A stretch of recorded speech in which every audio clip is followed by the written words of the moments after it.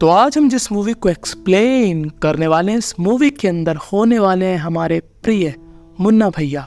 और ये मूवी बहुत ही ज्यादा इंटरेस्टिंग है। तो बिना समय गवाए डायरेक्ट करते हैं इस मूवी को स्टार्ट। तो मूवी स्टार्ट होती है जहाँ पर हमको ये 3 लड़के दिखाए जाते हैं। इस चश्मिश का नाम होता है प्रतीक, स्कूल से बंदे का नाम होता है आयुष और इनके तीसरे दोस्त का नाम होता है डोडो, जिसका उसूल है जहाँ पर भी गाना बजा सीधा स्टेज को फोड़ो। तो इनका बचपन से ही प्लान था कि एक न एक दिन ये लोग गोवा जाएंगे, वहाँ पर मस्त मस्त कन्याओं के साथ समय बिताएंगे, बीच पर नहाएंगे और बीच के किनारे बैठकर अपने आप को सुखाएंगे। पर तीनों की फैमिली उनको उतना ही सीरियस लेती है जितना मैं अपनी डिग्री को लेता था। बिल्कुल नहीं। पर खैर, कुछ सालों बाद अब ये लोग बड़े हो चुके हैं। बड़े यानी कि इनकी उम्र हो चुकी है 21 साल की। वो बात अलग है कि 40 साल के लग रहे हैं, पर इनकी उम्र है अभी 21 साल। और अब ये लोग दोबारा से गोवा का प्लान बनाकर वहाँ पर मचाना चाहते हैं धमाल। पर घंटा ऐसा कुछ नहीं होता। इनकी गाड़ी का हो जाता है एक्सीडेंट और ये तीनों के ही तीनों हॉस्पिटल में मिलते हैं। देखो, अब जो प्रतीक और आयुष थे, इनकी फैमिली थोड़ी रिच थी, पर जो हमारा डोडो था वो गरीबी में जी रहा था। इसीलिए जो आयुष था वो न्यूयॉर्क चला गया पढ़ाई के लिए, प्रतीक चला गया केप टाउन और हमारा डोडो बेचारा मुंबई में ही रह गया। अब जो प्रतीक और आयुष थे वो अपने करियर पर फोकस कर रहे थे और डोडो फोकस कर रहा था उन पर। वो क्या देख रहा था कि दोनों की जिंदगी एकदम सेट हो चुकी है, दोनों खूब पैसा कमा रहे हैं, नई नई जगह घूमने जा रहा है। पर हमारा डोडो वहीं का वहीं रह गया था। उसके पास ना ही कोई ढंग की जॉब थी, ना ही कोई अच्छी लाइफ थी, ना ही कोई करियर ऑप्शन। अब अपने दोस्तों के सामने थोड़ा उठने के लिए फेक फोटोज बनाता है और उनको अपने फेसबुक पर अपलोड करता है। और प्रतीक और आयुष डोडो के लिए खुश थे कि डोडो हमारा काफी तरक्की कर चुका है, वो बड़े बड़े लोगों से मिलता है, उसका बहुत ही बड़ा बिजनेस है और वो अंधा पैसा कमा रहा। अब उनको क्या मालूम कि डोडो अंधा पैसा नहीं, अंधेरे में डिलीवरी कर रहा है और रोज अपने बाप से गालियां खाता है। और उसका बाप कहता है, डोडो अपनी लाइफ के लिए कुछ पैसा जोड़ो, कोई अच्छी जॉब ढूंढो,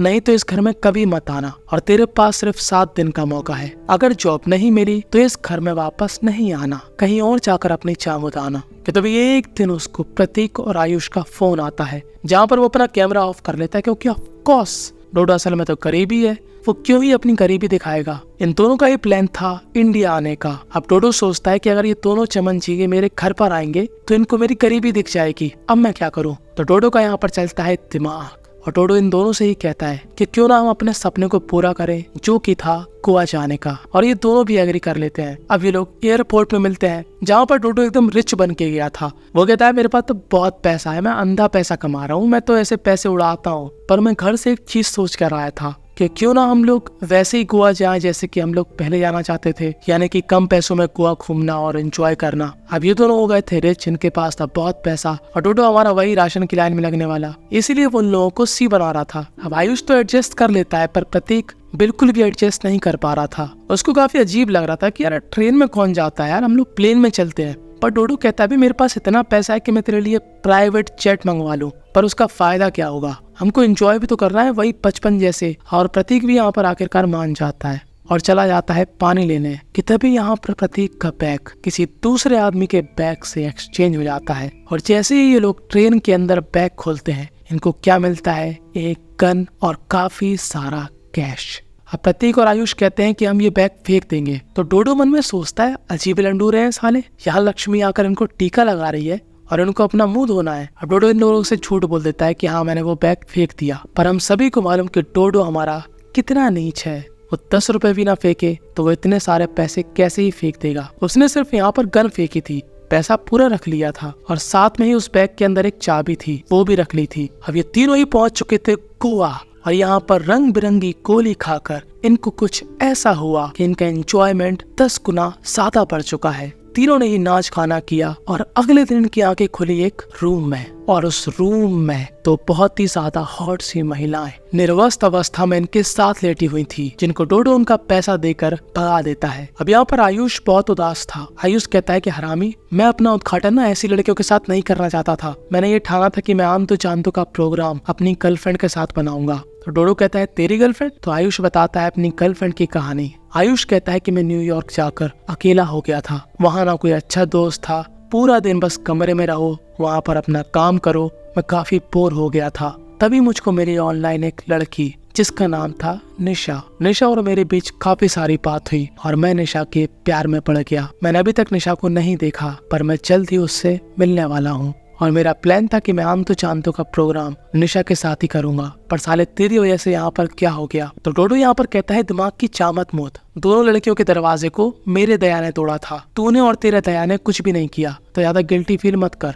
अब जो डोडो को चाबी मिली थी उस बैग के अंदर, वो इसी रूम की थी और इन दोनों को ही मालूम चल जाता है कि डोडो ने वो पैसे नहीं फेंके थे। वो जिस भी आदमी का बैग था, डोडो ने उसकी चीजों को इस्तेमाल किया क्योंकि ये रूम भी उसी आदमी का था। अब इन तीनों की बहस और थोड़ी बहुत हाथापाई हो जाती है और प्रतीक गिर जाता है बेड के ऊपर और यहाँ पर बेड टूट जाता है और हम लोग क्या देखते हैं कि यहाँ पर बहुत सारा नशीला पाउडर था जिसको हम लोग बोलते हैं कोकेन। अब कोकेन में नहाकर प्रतीक नमकीन हो गया था और अब वो कुछ भी अंट शंट बकरा था कि तभी इनके दरवाजे में आती है एक महिला, जो कि महिला कम ज्वेलरी शॉप की दुकान लग रही थी। इसका नाम होता है कोमड़ी। कोमड़ी को ऐसा लगता है कि ये वो आदमी है जो कि इसको माल सप्लाई करने वाला था। अब जिस आदमी का बैग एक्सचेंज हुआ था उसका नाम था गणपत और कोमड़ी गणपत से ही मिलने आई थी, पर कोमड़ी ने गणपत को अभी तक नहीं देखा था, तो उसको लगता है कि यही आदमी गणपत होगा। कहते जल्दी से कपड़े पहन और मेरा माल लेकर नीचे आ। पर ये तीनों ही लोग पीछे के दरवाजे से भाग जाते हैं और जो प्रतीक था उसको इस पाउडर का ऐसा असर हुआ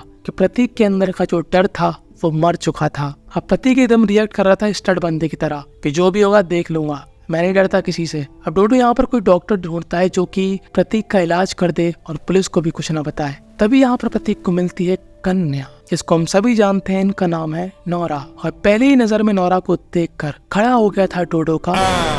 अब नोरा जिस आदमी के पास डोडो को ले जाती है, इसको हम बुलाएंगे रेमो। रेमो कहता है कि ये पाउडर तुमको कहाँ से मिला, ये काफी अच्छी क्वालिटी का लगता है। पर ये तीनों ये बात इग्नोर करके यहाँ से चले जाते हैं और जब ये तीनों ही वापस अपने रूम में जाते हैं तभी लोग क्या देखते हैं कि यहाँ पर पुलिस है और ये लोग यहाँ से भाग जाते हैं। पर अब पुलिस ने इन तीनों की शक्ल देख ली थी तो इनके पोस्टर यहाँ पर छप जाते हैं और अब यहीं पर असली गणपत आ चुका था और उसके प्रतीक के बैग में से एक फोन मिलता है और इस फोन में कॉल आता है प्रतीक की गर्लफ्रेंड का, जिसके बारे में प्रतीक ने आयुष और डोडो को अभी तक नहीं बताया। और अब गणपत प्रतीक की गर्लफ्रेंड को किडनैप करने का प्लान बनाता है और अब गणपत सीधा जाता है प्रतीक की गर्लफ्रेंड को किडनैप करने।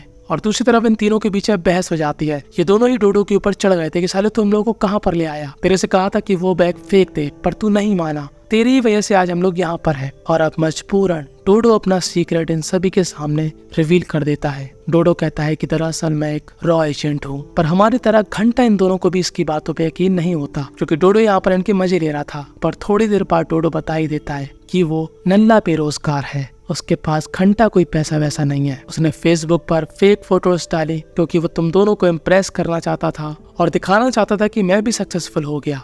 और जो उनके कमरे में वो नशीला पाउडर मिला था वो कोमड़ी ने पहले ही चुरा लिया था और अपने अड्डे पर रख लिया था। और कोमड़ी का ही एक दुश्मन होता है जिसको हम बुलाएंगे कोमड़ा। कुछ समय पहले ये दोनों ही हस्बैंड वाइफ हुआ करते थे, पर कोमड़ा ने कोमड़ी को दिया धोखा और कोमड़ी भी उसके धंधे में कूद गई और उसका लक्ष्य बस कोमड़े को बर्बाद करना। और जो कोमड़ा था उसने ना नोरा को किडनैप कर लिया था और वो नोरा से फोन लगवाता है डोडो को और डोडो पहली फुर्सत में यहाँ पर आ जाता है। उसको ऐसा लगता है कि आज उसका नोरा के साथ कुछ चक्कर वक्कर चल जाएगा, पर उसको क्या मालूम था कि वो कोमड़े के चक्कर में फंस जाएगा। कोमड़ा कहता है देख, रायता तुम लोगों ने फैलाया तो अब समेटोगे भी तुम ही लोग। तुम में से 2 लोग कोमड़े के अड्डे पर जाएंगे और वो माल मेरे पास लेकर आएंगे। अब प्रतीक और डोडो ये दोनों ही जाते हैं कोमड़े के अड्डे में औरत बन के, पर इससे पहले ये लोग माल चुराते कोमड़े के गैंग वाले इनको पहचान जाते हैं कि तभी यहाँ पर आ जाता है रेमो। जी हाँ, कहानी में ट्विस्ट। रेमो जो कि हमको डॉक्टर लग रहा था वो दरअसल होता है एक सीनियर ऑफिसर जो कि अंडर कवर होकर काम करता था। और दूसरी तरफ आयुष और नोरा यहाँ से भाग जाते हैं क्योंकि कोमड़े की सारी गैंग यहाँ पर सो रही थी। और जिस अंदाज से आयुष नोरा को बचाता है, नोरा आयुष के प्यार में पड़ जाती है। और जब ये चारों ही लोग एक साथ मिलते हैं तब डोडो की चल के ज्वालामुखी हो जाती है क्योंकि वो समझ जाता है कि नोरा आयुष के प्यार में पड़ चुकी है। तभी डोडो यहाँ पर कहता है कि नोरा हम पर भी ध्यान दो थोड़ा, आयुष एक लड़की से सच्चा प्यार करता है जिसका नाम है निशा, तुम आयुष के चक्कर में मत पड़ो। और नोरा को ये जानकर काफी बुरा लगता है। तभी एक दिन प्रतीक को याद आती है अपनी गर्लफ्रेंड की जिसका नाम था मरियम। वो मरियम को यहाँ पर फोन लगाता है, पर फोन कौन उठाता है? गणपत। गणपत यहाँ पर कहता है देख, तूने मेरा माल उठाया तो मैंने तेरा माल उठाया, मैं को आ रहा हूँ और जल्दी से जल्दी तू मेरे को स्टेशन पर मिल, तू मुझे मेरा माल दे और मैं तुझे तेरा माल दूंगा। अब ये तीनों ही लोग यहाँ पर एक प्लान बनाते हैं। ये लोग पुलिस के साथ मिलकर तीनों ही गैंगस्टर को पेल देंगे। ये तीनों ही यहाँ पर स्टेशन पर जाते हैं, कोमड़ी को भी बुलाते हैं, कोमड़ा को भी बुलाते हैं और साथ में यहाँ पर आ जाता है गणपत। यानी कि अब सारा मैटर यहाँ पर सॉल्व हो चुका है। अब जो प्रतीक था वो अपनी गर्लफ्रेंड मरियम के साथ वापस अपने घर लौट जाता है और कुछ ही घंटों बाद आयुष की भी फ्लाइट थी। आयुष कहता है कि मैंने सपना देखा यार कि मैं निशा को एक बढ़िया जिंदगी दूंगा। कि तभी हमारा डोडो यहाँ पर एक बहुत ही बड़ा सीक्रेट रिवील करता है। डोडो कहता है देख आयुष भाई, गाली मत देना मुझे, ना ही मुझे मारना। दरअसल निशा कोई है ही नहीं, निशा मैं ही हूँ। वो मैंने तेरे मजे लेने के लिए निशा नाम की आईडी बनाई थी और मैंने ऐसी तेरे से मजे मजे में बात स्टार्ट कर दी और तू काफी सीरियस हो गया। तो मुझे भी बुरा लग रहा था कि मैं कैसे बताऊं कि मैंने तेरे साथ मजाक किया,